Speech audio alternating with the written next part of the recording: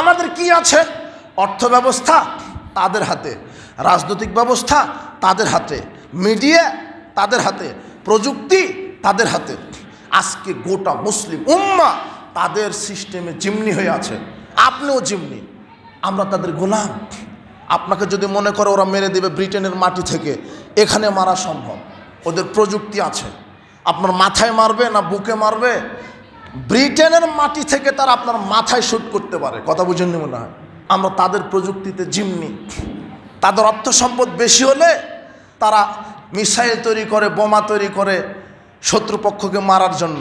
আর আমাদের অর্থ সম্পদ বেশি হলে ঘর বাড়ি তৈরি করি আর আইফোন কিনা নিয়ে ব্যস্ত থাকি। মুহাম্মদ সাল্লাল্লাহু আলাইহি ওয়াসাল্লাম বলছেন যে আয় সাহাবারা শোনো, শেষ জামানায় মুসলিমকে ইহুদি খ্রিস্টানেরা দস্তরখানার মতো ব্যবহার করবে। কি খানার মতো? দস্তরখানা। দস্তরখানা বুঝেন কি? ওই যে বিছিয়ে যেটা প্লেটে ভাত খায়, যেমন দস্তরখানা যে খায় তার নিয়ন্ত্রণে থাকে, প্লেট তার নিয়ন্ত্রণে থাকে। আপনি ইচ্ছা মতো যে মাছ আছে, ডিম আছে, দুধ আছে, একটা প্লেটে আপনি মাছ খেতে পারেন, ডিম খেতে পারেন, গোশত খেতে পারেন, ভাত খেতে পারেন, কেননা আপনার নিয়ন্ত্রণে। প্লেট কার নিয়ন্ত্রণে? এখন যে খেতে বসেছে তার নিয়ন্ত্রণে না? ঠিক মুহাম্মদ সাল্লাল্লাহু আলাইহি ওয়াসাল্লাম 1450 বছর পূর্বে বলেছেন যে মুসলিমদেরকে ইহুদি খ্রিস্টান ব্যবহার করবে দস্তরখানার মতো। ওদের হাতের থাবার মধ্যে থাকবে মুসলিম জাতিরা, ওদেরই সব অর্থনীতি, সমাজনীতি, রাজনীতি ওদেরই বোমা, ওদেরই রাইফেল, ওদেরই সব। আমাদের কিছুই নাই। এখন আমরা এখন ঘর জামাই কাপুরুষ হয়ে বসবাস করছি পৃথিবীতে। তখন সাহাবারা বলছেন আল্লাহর নবী, মুসলিমরা সেই দিন সংখ্যায় কম হবে না বেশি হবে? তখন আল্লাহ নবী বলছেন, আরে বলো কি তোমরা? সমুদ্রের ফেনা তুল্য হবে মুসলিমের সংখ্যা, মানে খুবই বেশি হবে। সাহাবারা আশ্চর্য হয়ে বললেন, তাহলে তারা মার খাবে কেন? তখন আল্লাহ নবী বলছেন, মার খাবে দুইটা কারণে। এক, তারা হবে দুনিয়াদার। দুই, তাদের ভিতরে ইহুদি খ্রিস্টানের ভয় ঢুকে যাবে। তারা হক কথা বলবে না। হক কথা বললে যদি চাকরি চলে যায়, হক কথা বললে যদি ফাঁসি হয়, হক কথা বললে যদি চাকরি চলে যায়। এখন ঘুষ না খেলে চাকরি থাকে না, ঘুষ খেলেই চাকরি থাকে। কথা বুঝেননি মনে হয়? সব জায়গাতে ব্যবসা, বিজনেস, রাস্তাঘাট, অফিস আদালত, সেক্রেটারিয়েট, শিক্ষা, শিক্ষকতা, স্কুল কলেজ মাদ্রাসা, সব জায়গাতে চিটার বাটপার ঘুষখোর বসে আছে। যার দাড়ি যত লম্বা বেশি সে তত বেশি ঘুষখোর। ও দাড়ি রেখেছে ঘুষ খাওয়ার জন্য, ওটা হলো এটা সাইনবোর্ড। তারা মাদ্রাসার প্রিন্সিপাল বলছে যে 5 লক্ষ টাকা মিষ্টি খাওয়ার জন্য রেখে দিতে হবে। তোর মসজিদের সভাপতি হলো মসজিদের ক্যাশিয়ার থেকে টাকা দুর্নীতি করে, মসজিদের সভাপতি, ও তাহাজ্জুদ পড়ে। সব জায়গাতে চিটার বাটপার, ঘুষ, সুদ, দুর্নীতি, মাদক। আর আজকে গোটা সমাজ ব্যবস্থাটাই মাদকে আসক্ত। আর এই মুসলিম ছেলে মেয়ে, পিতা মাতা সবাই, পিতা খায় দোতলায়, ছেলে খায় নিচতলায়, মেয়ে খায় আর একতলায়, আর মা খায় আর একতলায়। সবাই হারামখোর, মদখোর, গাঁজাখোর, ইয়াবাখোর। আবার সালাতও পড়ে। রমাজান আসলে একটা সিয়াম মিস দিবে না। আবার ইফতার করার পরে গাঁজা ধরাতেও আবার দেরি করে না। ইফতার করার পরেই গাঁজা লাগবে। আর সব দিকেই অ্যাডভান্স। আল্লাহ নবী বলছেন শেষ জামানায় ইস্তামিউনা ইউসাল্লুনা ফিল মাসাজিদ, মসজিদ পরিপূর্ণ থাকবে মুসল্লি, লাইসা ফি মুমিন, কিন্তু কারো ভিতরে ঈমান থাকবে না। সকালে থাকবে মুমিন, সন্ধ্যা হয়ে যাবে কাফের। হে যুবক, তোমাদেরকে বলি মাদক ত্যাগ করো। মাদক তোমাকে নষ্ট করেছে, তোমার শারীরিক শক্তি, অর্থনৈতিক শক্তি, জৈবিক শক্তি, তোমার ইমানি শক্তি, আমলি শক্তিকে নষ্ট করছে। দুনিয়াতে তুমি লাঞ্ছিত হবে। আর রাসূল বলছেন যে ব্যক্তি মদ পান করে, লা ইয়াদখুলুল জান্নাহ মুদমিনুল খামর, যে মাদক সেবন করে সে জান্নাতে যাবে না। খুব সাবধান। আজকে রন্ধ্রে রন্ধ্রে ইহুদি খ্রিস্টানের নীতি ঢুকে গেছে। রন্ধ্রে রন্ধ্রে ইহুদি খ্রিস্টানের নীতি ঢুকে গেছে সমাজে। সবাই এখন আমরা ইহুদি খ্রিস্টানের অদৃশ্য রশিতে বাধা আছি। এখন অদৃশ্য রশি সব জায়গাতে। আর আপনি ইহুদি খ্রিস্টানের গোলামি করেন। এই জন্য আমাদেরকে সতর্ক হতে হবে।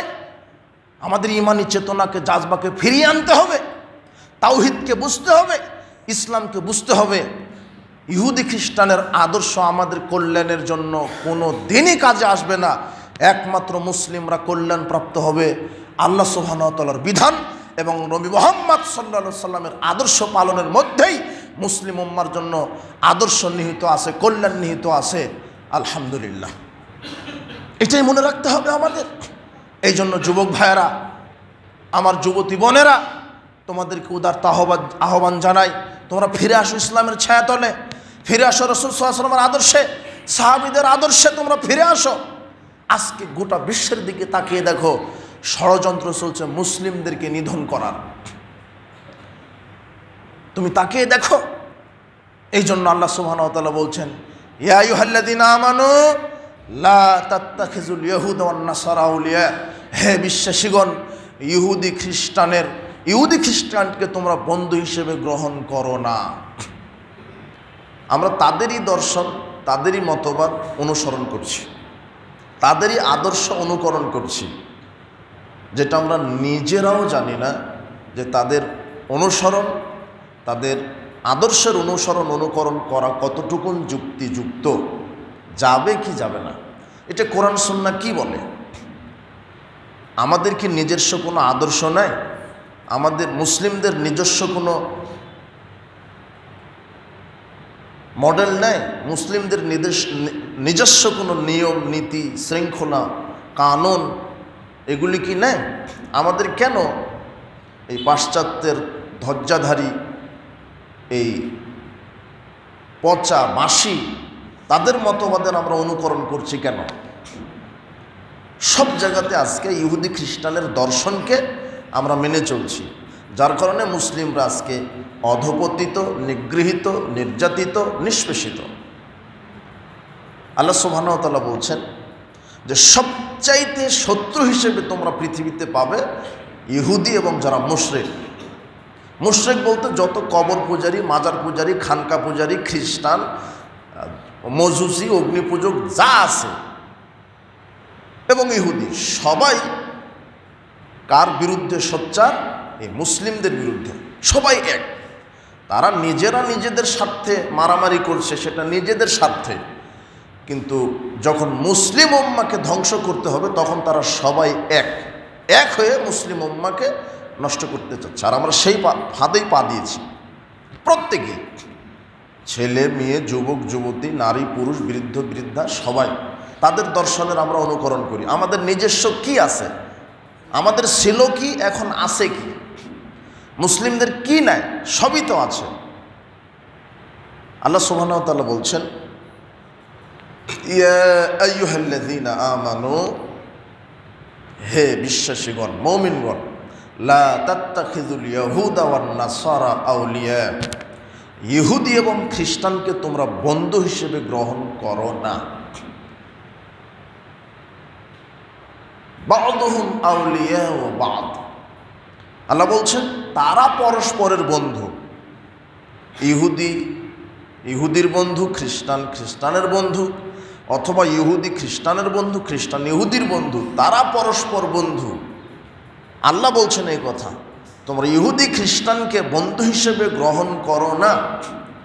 ওয়া মাইয়া তাওয়াল্লাহুম মিনকুম ফাইন্নাহু মিনহুম, যে তাদের অনুকরণ করবে, তাদেরকে বন্ধু হিসেবে মেনে নেবে, সে তাদেরই অন্তর্ভুক্ত হয়ে যাবে।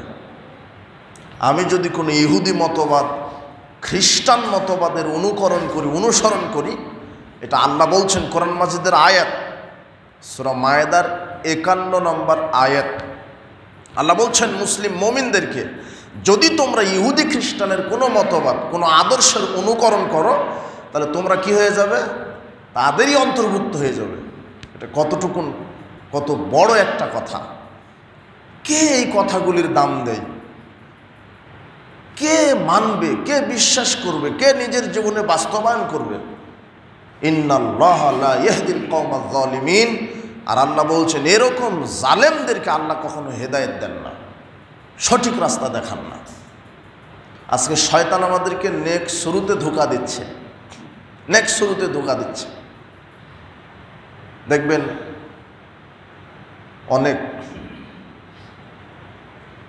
মানুষ আছে যাদেরকে দেখতে, তাদের সুরাত, তাদের গঠন দেখলে মনে হবে যে খুব পরহেজগার, দাড়ি আছে, টুপি আছে, সালাতও আদায় করে, এমন কিছু কর্মচারী কর্মকর্তা আছে, কিছু সচিবালয়ে আছে, কিছু সেক্রেটারিয়েটে বসে থাকে, কিছু বড় কর্মপদে চাকরি করে,